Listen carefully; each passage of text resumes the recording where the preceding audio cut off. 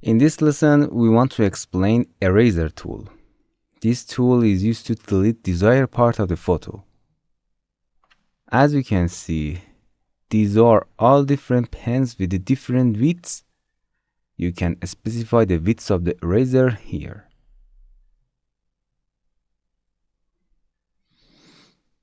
And opacity actually determines the power of the eraser. As you can see,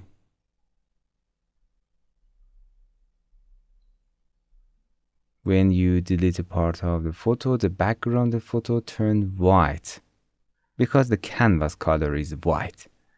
For changing that, right click, select the canvas color, and from the colors, select the empty one that is checkered, as you can see.